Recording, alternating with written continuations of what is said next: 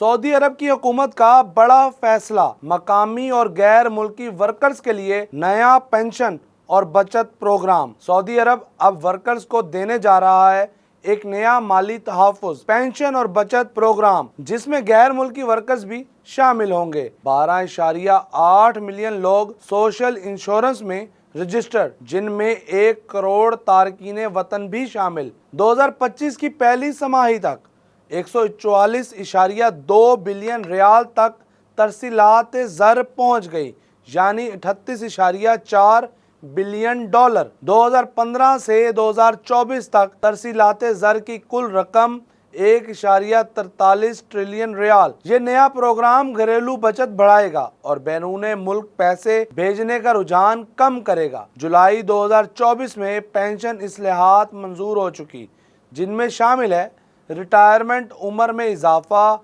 शराकत की मुद्दत में तोसी, फ़वाइद में कमी, शरह में इजाफा।